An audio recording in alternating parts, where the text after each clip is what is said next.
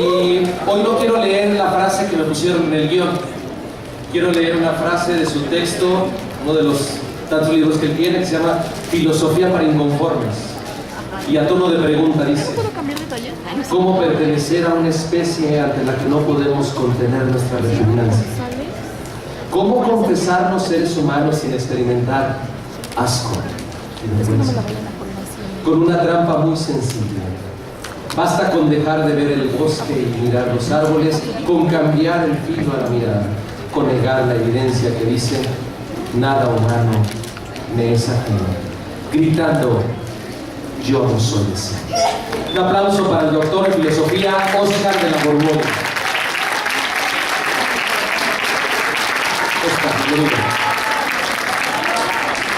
Gracias. Buenas tardes a todos. Quisiera antes que nada comenzar pues agradeciendo al maestro Natividad Castrejón Valdés la invitación que me hizo para estar con ustedes esta tarde. También a dos personas con las que he tenido contacto muy asiduo y que me han facilitado mi llegada y todo lo demás, que son el licenciado Sergio Macías y la maestra Emma Silvia, que se ha convertido en un especie ángel de la guarda. A todos de verdad muchas gracias. Me parece interesantísimo este congreso y me da la oportunidad de poder hacer en público unas reflexiones que normalmente hago allá en la soledad y resultan de una intrascendencia, y sin embargo considero que son valiosas. Considero que son valiosas porque me he pasado la vida en esas tardes solitarias tratando de entender precisamente de qué se trata la vida, para qué es, cuál es el sentido de la vida, que es el tema que hemos elegido esta tarde para platicar. Curiosamente, es una pregunta que no ha estado siempre en la orden del día de las civilizaciones. En algunos momentos, imaginarán ustedes, cuando había que correr para poder ponerse a salvo y meterse a los muros de los castillos de los señores feudales para evitar la acechanza o el homicidio de los vándalos que siempre han recorrido los lugares inhóspitos como este mundo. Nadie se ponía a pensar si la vida tenía o no sentido. Había unas urgencias que resolver. Y si nos remontamos un poco más atrás, si nos imaginamos las horas en las que supuestamente, nos cuenta Homero, fueron 10 años en el asedio al sitio de Troya, las horas que se pasaban no tanto guerreando, que finalmente debe de ser divertido, frente a esas horas de espera, a ver cuándo por fin pueden tomar esa infranqueable muralla que parecía invencible. No había momento, porque no había un supermercado donde se facilitara la compra de los víveres, en la organización de un ejército compuesto por casi 200,000 soldados. Es la cuenta que alguna vez saqué después de leer el tercer canto de la Ilíada, donde vienen todas las naves y todos los generales y todos los soldados de cada nave. Pues la guerra de Troya, esa famosa que aparece en la Ilíada y que fue un episodio histórico además, tuvo la presencia alrededor de 200,000 personas. ¿Se imaginan 200,000 personas del lado de afuera de la muralla? ¿Cómo era la infraestructura, la logística para no caer en una epidemia por falta de sanidad? ¿Cómo se abastecían de víveres? Realmente no eran horas de oiganza. No había ahí espacio para la pregunta: ¿qué sentido tiene la existencia? Simplemente estaban todos tan urgidos, tan necesitados de sacar adelante la empresa, que no había espacio para esto. La primera vez que se presenta el sinsentido de la vida, que es lo que hace falta para que uno pueda preguntarse cuál es el sentido de la vida, experimentar el sinsentido, porque lo que se experimenta en otras ocasiones es que la vida, por supuesto que tiene sentido. Uno nunca se hace esta pregunta a la mitad de una fiesta, ni se hace esta pregunta cuando está uno enfermo, ni se hace esta pregunta cuando la vida nos atrapa con esa intensidad que hace que sintamos o que es muy placentera o que es muy dolorosa. Yo no conozco a ningún enamorado que ande por ahí preguntándose si la vida tiene o no sentido, cuando lo que quiere es inmediatamente salir a la búsqueda de aquella o de aquel que le aquieta esta urgencia de estar platicando tonterías. Porque estar enamorado es eso, decir tonterías todo el tiempo. Yo no conozco a ningún par de enamorados que estén callados, no tienen nada que decirse, nada más te amo, te amo, te amo.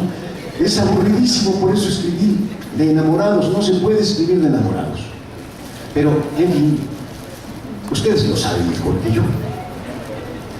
Qué ganas de encontrarme para contarle nada, para estar ahí y entonces llenar el hueco con palabras que salen, porque verdaderamente el amor es muy hablantino. Uno en medio de eso no se pregunta por el sentido de la vida. Si se pregunta por el sentido de la vida, es mejor empezar a buscar a otro o a otra que lo llenen lo suficiente, porque por lo visto ya empieza a mostrar esos factores de cansancio por donde el amor se escapa y se termina convirtiendo en una tarea muy aburrida. Esa convivencia prolongada. Ahí a lo mejor tal vez en las postrimerías de un matrimonio ya mal avenido, uno se pregunta cuál es el sentido de la vida. Pero en el amor intenso, en eso que llaman el enamoramiento, no hay tiempo, no hay hora. Ya avanzamos un paso. Nos preguntamos por el sentido de la vida cuando la vida no nos envuelve con sus necesidades, con sus placeres, con sus urgencias. Y la primera vez en la historia en que alguien experimentó esto, a unos niveles en que se convirtió en algo muy peligroso, fue cuando los ermitas, estos seres religiosos que se iban voluntariamente a internar en la soledad, llegaban las horas en las que el sol, el cansancio, la abstinencia los hacían no solamente preguntarse si tenía o no sentido su vida, sino que la fe que los había llevado a esa exclusión social para poder entregarse plenamente a la contemplación de Dios en un éxtasis místico, valía la pena o no, si existía o no Dios. Era un pecado antes de que el Papa Gregorio los volviera 7 para generalizarlos. Eran unos pecados que más bien se consideraban pecados de los curas.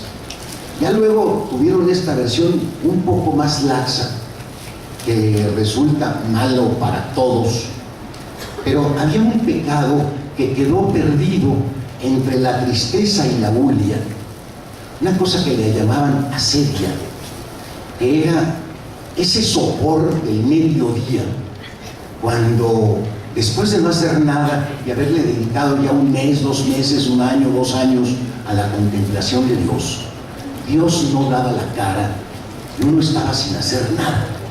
Y les entraba una especie de depresión, por eso lo afilian con la tristeza, y una especie de indolencia, y por eso el pecado que sobrevive es el pecado de la bulia, de la indiferencia. Esos curas algo experimentaban en sus ermitas cuando la vida ya no tenía la atención, porque tenían resuelto lo que iban a comer, pero no tenían resuelto con qué iban a llenar el resto de las horas que les faltaban para poder dormir. Porque no lo podían llenar, porque al día siguiente iba a ser la misma soledad, el mismo vacío, el mismo bochorno, el mismo calor. Y era un día tras otro sin ningún sentido. Ahí se preguntaron por primera vez por el sentido de la vida. Y no estuvo mal que convirtieran esta pregunta en un pecado capital. Uno de esos pecados terribles, a partir de los cuales, como pecado de cabecera, pueden ir saliendo ramificados muchísimos otros pecados.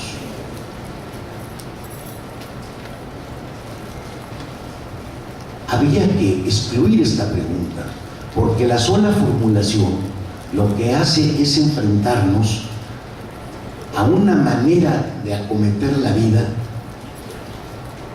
que cuando uno lo hace, no vuelve uno a ser el mismo de antes. Estoy preguntándome, no qué hago con la profesión que voy a elegir, no qué hago si elijo esta carrera o esta otra.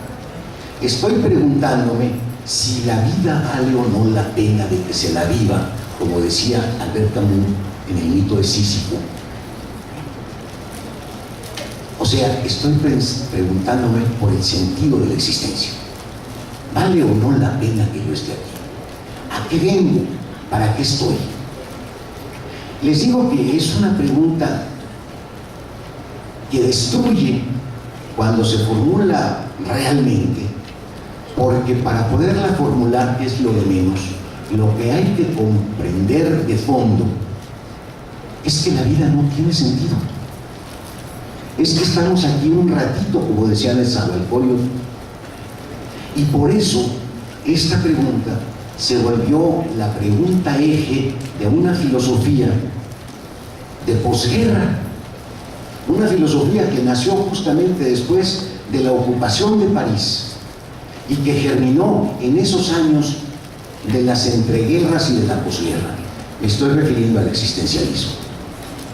Sartre hizo muy bien cuando lo definió como una especie de ateísmo consistente o consecuente.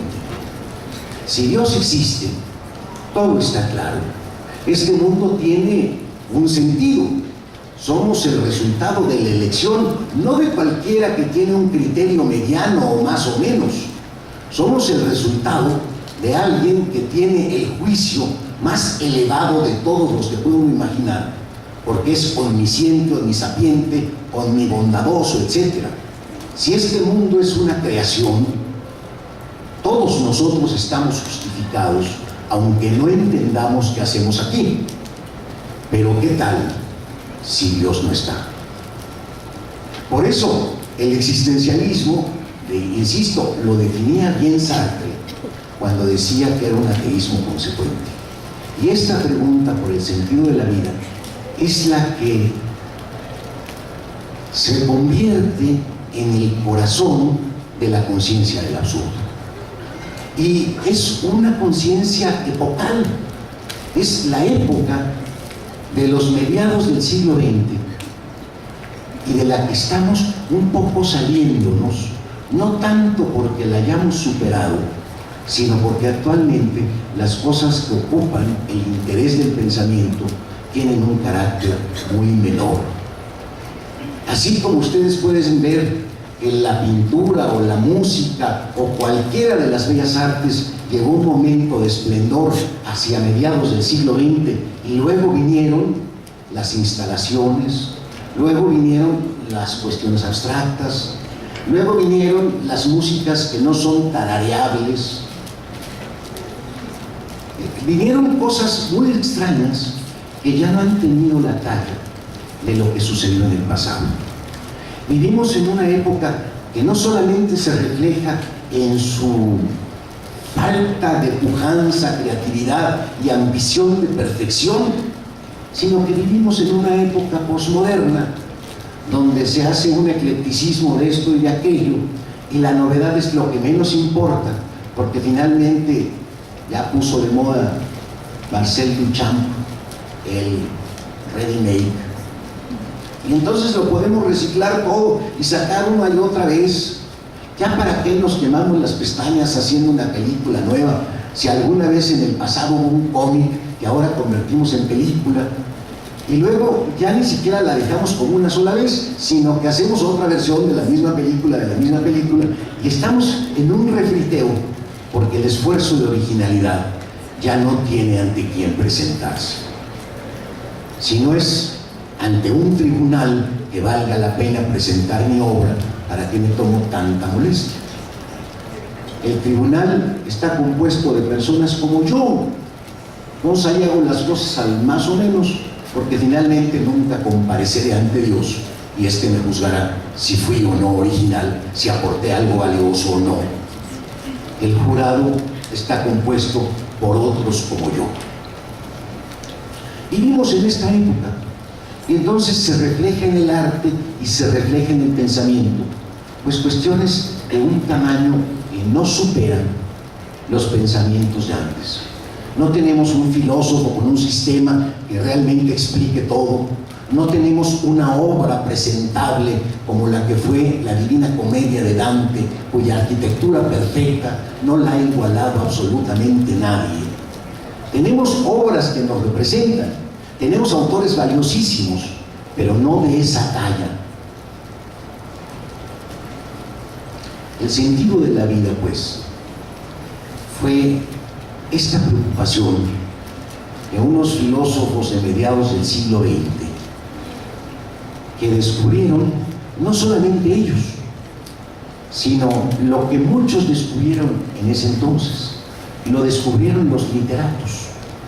También, si ustedes se asoman al barranco de los hermanos Karamazov, y le llamo barranco porque verdaderamente es un conflicto que abisma al lector en unas experiencias extraordinarias, ahí aparece una frase en la que dice: si Dios no existe, todo está permitido. Es contemporáneo de Nietzsche, que anuncia la muerte de Dios, y son como los antecedentes de este pensamiento del existencialismo, en el que lo que se sondea es el sinsentido.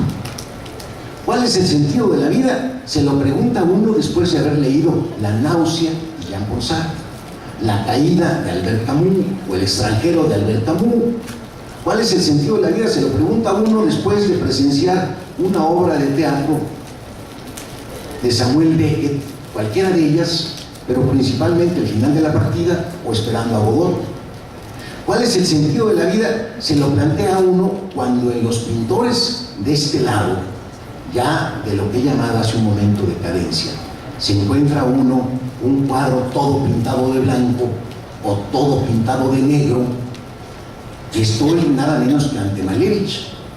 O se lo pregunta uno, como me lo pregunté hace unos días, afortunadamente, hincado frente al urinario de Marcel Duchamp: ¿cómo es posible que un urinario arrancado de un baño público de hombres haya llegado al Museo Georges Pompidou, después de haber hecho la gira por los museos más importantes del mundo?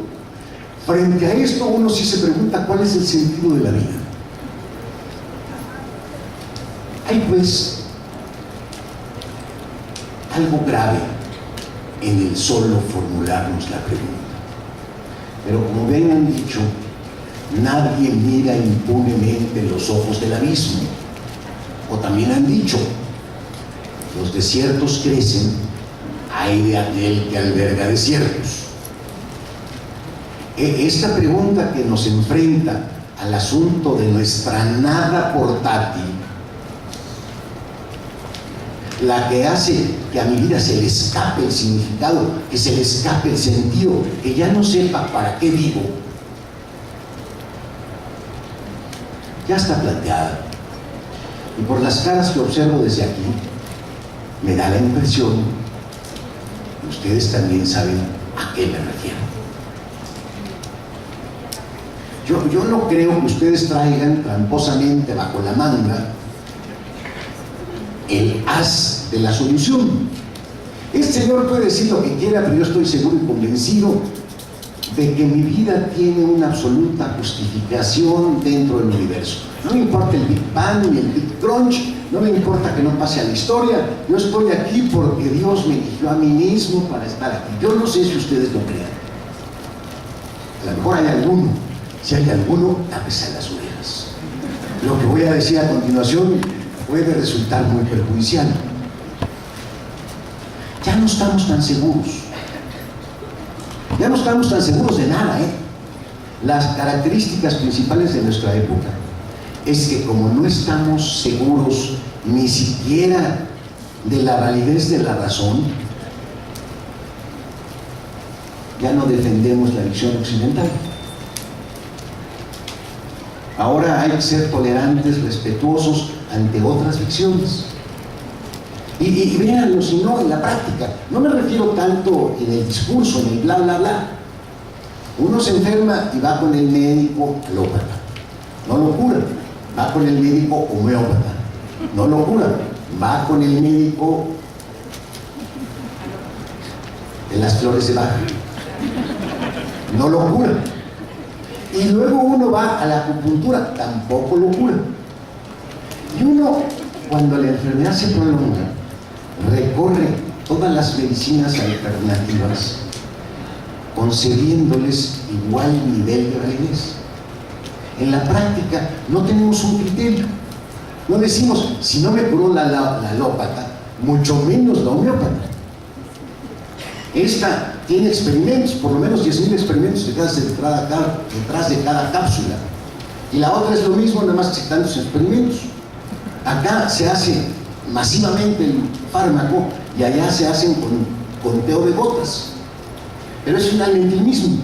Una cosa es la producción en serie y otra cosa es impregnar los chochitos con algunas sustancias. O picar en algunos de los puntos estos del mapa energético que permite reorientar las energías a través de la acupuntura. A todos les damos igual validez. Es más, ya no estamos seguros ni siquiera de, habiendo nacido varones o habiendo nacido mujeres, si somos hombres o mujeres.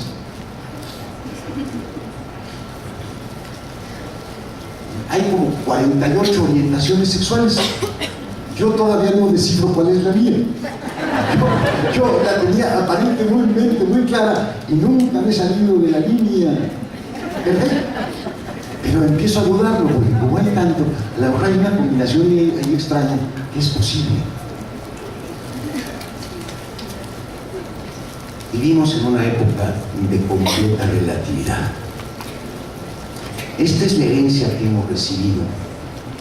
Se ha derrumbado la mayoría de las convicciones. Creo que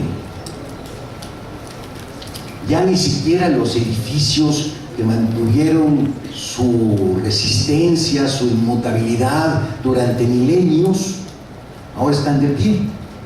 Me estoy refiriendo a los edificios de las ciencias formales, a la geometría, a las matemáticas. La geometría, como Dios manda, duró 2 milenios, como la describió Euclides. Ahora hay tantas geometrías que ya no hay manera de hacer el inventario de todas las geometrías no euclidianas, y cada una de ellas sirve para alguna cosa. Antes se pensaba que el espacio real era el espacio descrito por Euclides, pero resulta que no era. El espacio de Euclides era también un espacio ilusorio, como todos los espacios geométricos que se han descubierto. Algunos sirven para unas partes, otros sirven para otras. Yo no me puedo ir con la geometría de Euclides al espacio estelar, porque me resulta que no funciona ahí. Ahí necesito una geometría cóncava, como la de Riemann, para poder hacer mis cálculos. Pero si con esa geometría me voy al espacio infinitesimal de lo cuántico, pues entonces no me funciona esta y necesito inventarme otra.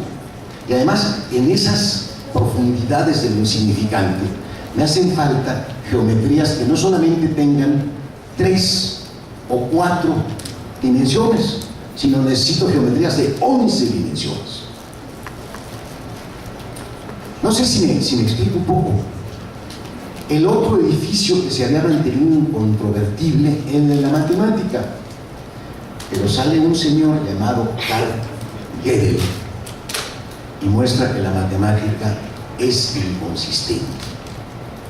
Finalmente no tiene un fundamento, porque no hay manera de probar un sistema axiomático si tenemos a un lado el teorema de Gödel. Se van generando cantidades que ya no pueden comprobarse dentro de este sistema y hay que ampliar la base axiomática para que entonces se pueda demostrar, pero al ampliarla se genera otra cantidad que no se puede demostrar y es cuento de nunca acabar. Ni siquiera ahí, donde las cosas eran más firmes y seguras, siguen seguras. Imagínense en el campo de la estética. Ahora, la perfección griega ya no es el estándar. Es más, ni siquiera el criterio estético estadounidense que nos fue impuesto durante mucho tiempo, y todavía los de mi generación nos tocó que nos gustaran más las rubias que las morenas, ya ni siquiera eso se conserva. Ahora podemos apreciar la belleza que antes no notábamos en las compañeras japonesas, o en las compañeras de otro color, o en las compañeras de otras dimensiones. Porque también el gusto árabe ha influido en nuestra tabla estética. Y allá les gustan, o por lo menos eso dicen. No, sí les gustan. A mí me consta. Una vez hice un viaje a Marruecos en un autobús. Salí de la Universidad Complutense donde estudiaba. Me escapé un mes de las clases del doctorado, pero fue el mes más interesante de mi vida. Me fui a Rabat, Marrakech, Tánger en un autobús. Llegué hasta las gargantas del Todra, vi el desierto del Sahara, y ahí, en la mitad de la nada, a la vueltecita de una duna, había adosado a una especie de monte una ciudad del mismo color de la arena del desierto, y tuve que estar muy cerca para distinguir que tenía ventanas y que tenía gente, porque todo era de un monocromatismo infinito. Bueno, iba acompañado de quien actualmente es mi esposa, y no me dejarás mentir. Me ofrecieron 50 camellos por ella.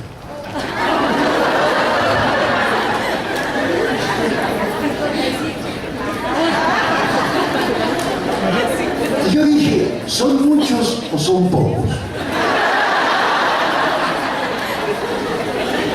Y yo, la excepción, ella que siempre ha sido bella y esbelta, quedó muy por debajo en la cotización de aquella compañera que compró 2 asientos para poder ir cómodamente instalada en el autobús. Por ella daban 200 camellos. Yo dije, ¿pero por qué? Pues porque como acá acostumbramos tener 3, es muy difícil mantenerlas. Ya cuando están gordas, ya podemos presumir de que somos muy pudientes y muy solventes, y entonces las preferimos ya comprar cebadas.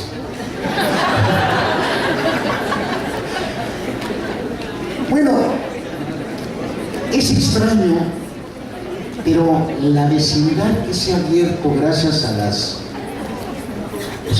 vías de comunicación que hay ahora hacen que todas las visiones estéticas coincidan y ya no haya un criterio estético dominante. Tenemos los ojos para poder apreciar muchas formas de belleza, porque ya no tenemos una visión dominante de la que estemos convencidos. Vivimos en la relatividad, vivimos un poco con la sensación de que si hubiera nacido en la India, pues adoraría a Ganesh, este dios de 6 brazos y cabeza de elefante. Tiene una historia formidable, no sé si ustedes la conocen. Un día llega Shiva a una de sus tantas casas y hay un muchacho a la entrada que le impide el paso porque la madre le dijo, no dejes pasar a nadie. Él no conocía a Shiva, que era su padre, se le plantó delante y le arrancó la cabeza de un manotazo y entró. Y cuando la esposa se dio cuenta de lo que le acababa de hacer, dijo que no. Me buscan una palabra que no sea grosera. Que no se aparearía con él mientras no resucitara a su hija. Entonces Shiva sale muy disgustado, agarra al primer sujeto que pasa, es un elefante, le arranca la cabeza y se la pone. Y ya entra a hacer de las suyas. Así es la leyenda de Ganesh. Si yo hubiera nacido allá, creería eso. Como nací acá, díganme ustedes en qué creen. No, no me lo digan, por favor, nada más piensen. Porque son muy extrañas las historias religiosas. Cuando uno les tiene fe, desde adentro las ve completamente perfectas. Pero cuando uno ve las creencias ajenas, dice uno, qué cosas. De allá dicen de nosotros, qué cosas. Bueno, la vecindad que se permite gracias a las carreteras de información hace que la manera como asumimos nuestras convicciones no sea tan segura. A lo mejor los dioses que sí son los buenos son aquellos y no estos. O a lo mejor las prácticas buenas son aquellas y no estas. Estamos totalmente expuestos a la diversidad y además se nos ha metido en la cabeza algo bueno, que debemos de respetar la diversidad, que debemos estar abiertos a todas las manifestaciones habidas y por haber. Sí, qué bueno. Lo malo es que ya no sé qué hacer. Ya no sé qué está bien, qué está mal. Ya no sé cuál es el arriba, cuál es el abajo. Desde este punto de vista es correcto, pero desde el otro, quién sabe. Nos quedamos como a medias a la hora de tomar una decisión. El sentido de la vida antes era como la osa mayor que orientaba a los marineros. Ahí la veían salir y gracias a esa se orientaban y hacia allá iban.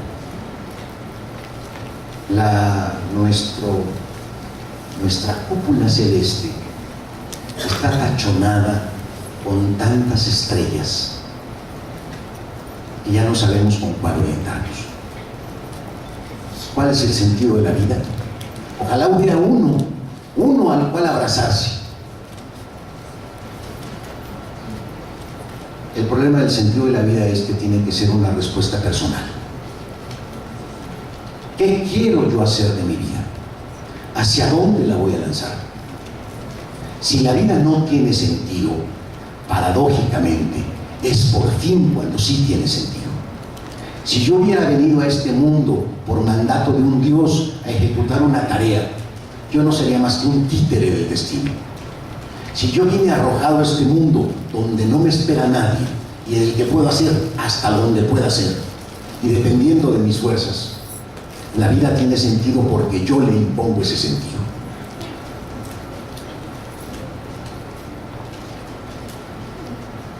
¿Qué podemos hacer de nuestra vida? Ya nos han legado una herencia extraordinaria. La cultura que nos precede es ese gigante del que se habla en la Biblia, que cuando uno se sube a sus hombros es capaz uno de cualquier cosa. Nosotros, trepados en los hombros de la cultura, podemos hacer prácticamente cualquier cosa. Lo primero es adueñarnos de esa cultura, leerla, consumirla, enterarnos, llenarnos. No podemos mantenernos simplemente en esta especie de contagio de seres sociales y mantenernos como seres ferales en todo lo demás. Hago un paréntesis pequeñísimo.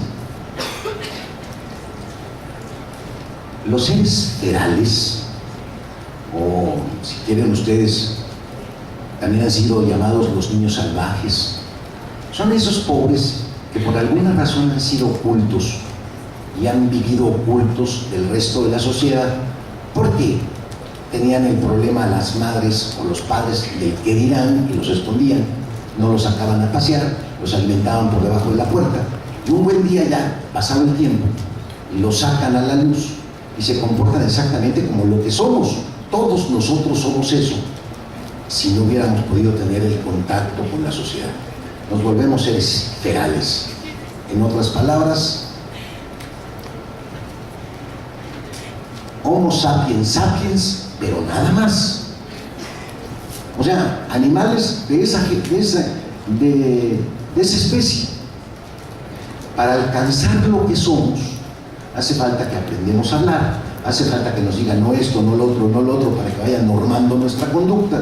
Y cuando ya por fin salimos propiamente como hombres y no como Homo sapiens sapiens.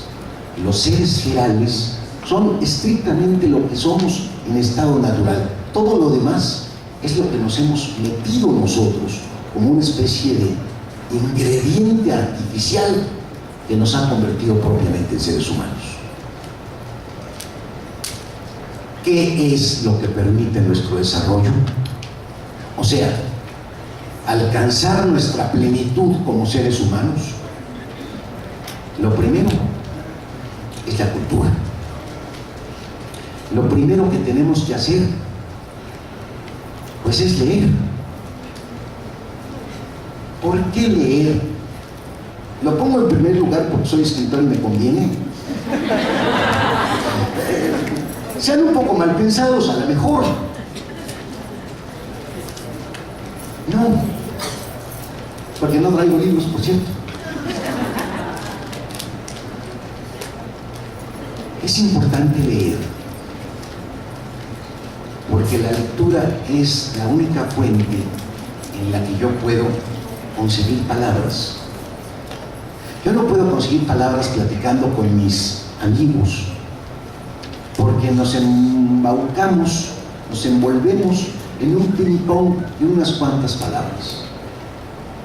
Yo no puedo conseguir palabras en la radio, en la televisión, porque está prohibido en esos medios utilizar palabras rimbombantes, porque entonces baja el rating y le cambian.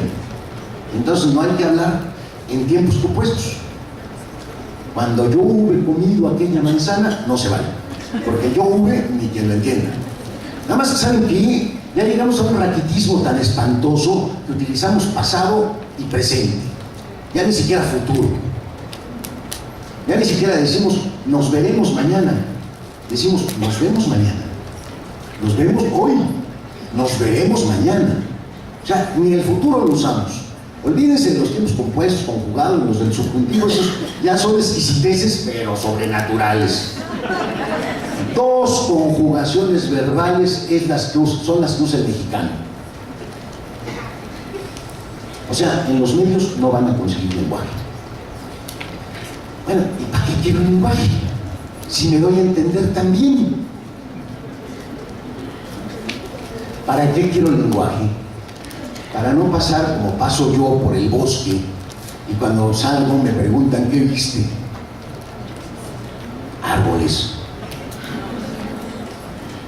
Sí, pero viste abedules, cipreses, robles, eucaliptos. ¿Qué viste? Árboles.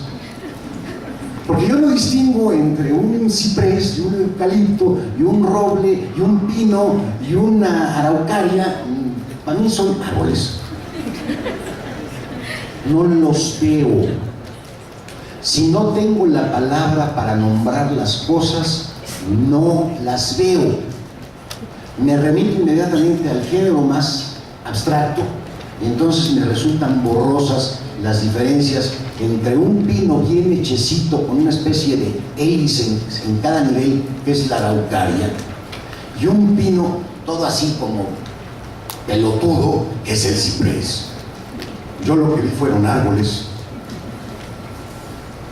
Si no tengo la palabra para referirme a aquello que estoy designando, no lo veo. Mi vista es opaca. Necesito palabras para poder distinguir lo que hay en el mundo. Y necesito también palabras para poder entenderme mejor a mí mismo. Esta es una anécdota que siempre cuento porque me lastima y porque me recuerda en dónde estoy. Voy a utilizar una mala palabra, maestro. Pido permiso. Es que mis estudiantes en la UNAM usan una palabra. Bueno, dos. las combinan y a alguna de ellas le ponen un refuerzo emocional así como... Y eso va dando todas las variantes para poderse comunicar. Pero en fin, la palabra que he estado eludiendo es jodido. A la pregunta ¿cómo están? Me responden unánimemente jodido. Y yo, que soy un maestro analítico, les pregunto, pues, ¿por qué clase de jodidez es? Y me responden así, como desconfiando, pues jodido nada más, jodido. O sea que estás triste, sí. Estás taciturno.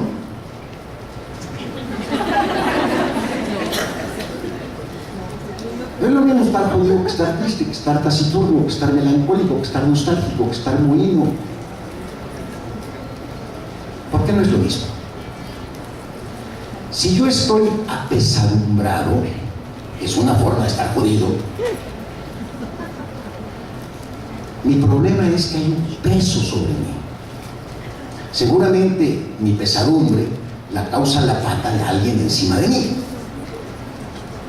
Si yo estoy taciturno, es otra forma de estar jodido. Tiene que ver con que estoy tácito, con que estoy callado. En un caso me quito la pata de encima, en la otra me pongo a platicar y se me quita lo taciturno o se me quita lo apesadumbrado. A lo mejor lo jodido no, porque todavía no le encuentro bien la esencia de esa palabra. Pero en fin, lo que les quiero comunicar es que mis pobres alumnos no más están jodidos. Y yo, que también lo estoy, puedo estarlo de muchas maneras. Y esas maneras me permiten también distinguir mi mundo interior. Las palabras de las que dispongo me permiten ver con claridad el mundo y comprenderme a mí mismo. Si no tengo palabras, no me puedo desarrollar, no me puedo humanizar. Si lo más importante del ser humano, dicen por ahí, es la capacidad de razonar, el poder pensar, pues vamos a ver qué cosa es esto de pensar. Pues pensar es relacionar. Cuando yo pienso para resolver un problema, relaciono varios elementos que tengo en la mano para salir, gracias a esa combinación, con una solución. Cuando yo tengo un problema personal, le doy vueltas y vueltas y vueltas y busco salidas. O sea, estoy relacionando todo aquello de lo que dispongo. En eso consiste pensar. Pensar es relacionar. Cuando yo relaciono esto con lo otro y se parecen, entonces digo, es lo mismo. El primer momento del pensamiento es la identificación. Cuando yo relaciono esto con aquello y resulta que son distintos, este es más grande que aquel, este es distinto del otro, este es mejor que el otro, estoy en otro nivel de pensamiento. Estoy comparando con las miradas puestas en la diferencia. Entonces lo que estoy haciendo es un pensamiento crítico. Si yo comparo dos que deberían de ser iguales, pero a uno le falta y al otro le sobra, este es peor que aquel. El pensamiento crítico justamente lo que busca es comparar, relacionar para encontrar la diferencia. ¿Sí me explico? Les podría explicar todas las formas del pensar simplemente como relación. Pero ¿qué relaciono cuando pienso? ¿Relaciono imágenes de televisión? ¿O relaciono palabras? Relaciono palabras. Nada más que si no tengo palabras o tengo poquitas palabras, pues no puedo relacionar mucho. Si no tengo palabras, no puedo pensar. Y como no puedo pensar, y muchos no pueden pensar, no porque estén impedidos, sino porque nada más no pueden. Como no pueden pensar, en México pasa lo que pasa. Tenemos los gobernantes que tenemos, para decirlo de una vez muy claro. Si pensáramos un poquito más, no se darían estas cosas. una vía de desarrollo es la lectura.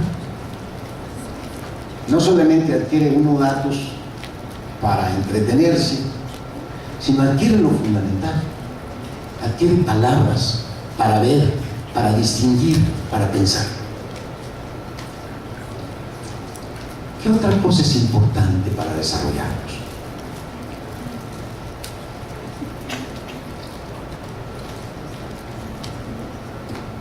Es importante el amor.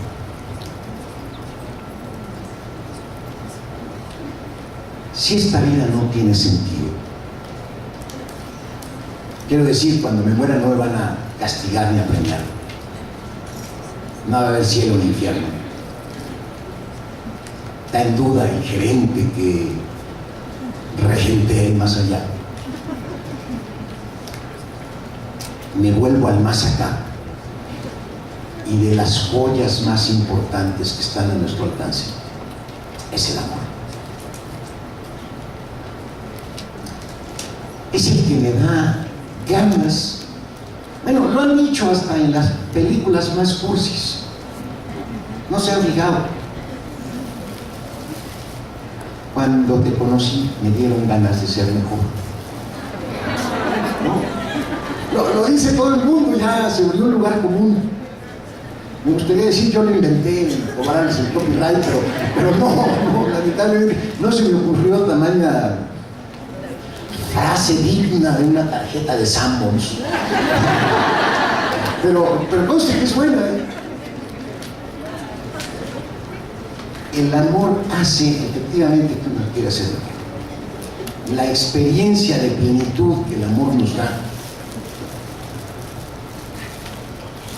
es un estímulo importantísimo para buscar la superación. ¿Saben de dónde viene esto? Del banquete de Platón. Fue a Platón a quien se le ocurrió. Y además en el contexto más extraño que se pueden ustedes imaginar. Aparece en el discurso del general Pausanias, es el segundo discurso del banquete de Platón, como una apología del amor. Dice Pausanias: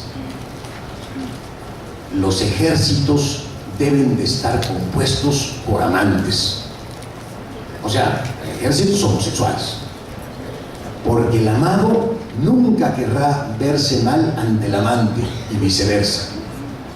Un ejército de enamorados es invencible. Nada de que se hagan los muertitos por ahí, con tal de salvar la vida. Van a emularse el uno al otro con tal de mostrarse a la altura de aquel que los ama. Ahí está la superación. El amor es un estímulo importante para la superación. Si a mí no me quiere nadie y yo no quiero a nadie, ¿qué me importa? Pero si hay alguien que me quiere y vale, mínimo tengo que estar a su altura. Y mínimo tiene que estar a mi altura. Y eso evita también que me apoltrone en una vida mediocre, en la que al rato me fastidie y la fastidie. Nos tenemos que estar superando, porque si no, se nos acera el amor. Ese es el buen estímulo. Y además es muy bonito. Bueno, yo tengo suerte. No sé ustedes, pero el trabajo es una construcción. No es simplemente un ponerlo ahí, ya lo tengo, ya lo tendré. El trabajo es una tarea como todo, porque tenemos en contra que la segunda vez no es igual que la primera, y la tercera vez no es igual que la segunda, y cuando va uno en la 20ª vez, pues ya se parece muy poco a la primera. Quiero decir que el transcurso del tiempo gasta todo. Y uno no puede permitir que lo que en algún momento tuvo un gran esplendor, al rato, por la negligencia de uno, por la fodonguez de uno, lo mejor que ha alcanzado, que ha encontrado, se le desbarate en las manos. El amor se construye. Igual que se construye uno mismo como persona. Y cuando el amor se construye y uno se construye como persona, se construye 2 veces. Además con gusto y además con placer. Bueno, ya el placer es ganancia. Hasta sin amor. Pero con amor no les cuento. ¿Qué otra cosa es muy importante? ¿Qué es lo que hace que uno deje de complacerse, como en las vacaciones, como en los domingos? ¿Por qué son tan fastidiosos los domingos? ¿Por qué en cambio cuando empieza la semana la vida adquiere sentido y empieza uno a meterse en cosas y la semana se va y luego llega el domingo y luego vienen las vacaciones? Las vacaciones uno las espera ansioso porque está cansado, pero ya cuando estuvo en las vacaciones no se baña, no se pinta, no se peina, no se quita la pijama.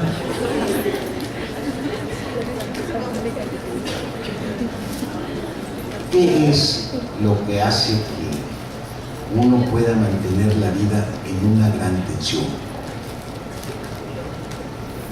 Yo creo que un tema para el desarrollo de la persona, para que se tome en serio, es de vez en cuando visitar el concepto de la muerte. Cuando sabemos que nos vamos a morir, inmediatamente empieza el tiempo a correr a gran velocidad. La experiencia que todos tenemos y que se trasluce en todas nuestras actividades es que somos eternos. Sabemos que nos vamos a morir, pero no lo sabemos tan a fondo. Más bien, la manera como vivimos da la impresión de que no lo supiéramos, de que pues pasar un día y otro día y otro día, y hacemos un derroche de tiempo, como si tuviéramos todo el tiempo para siempre. Pensar de vez en cuando en la muerte. Una vez se me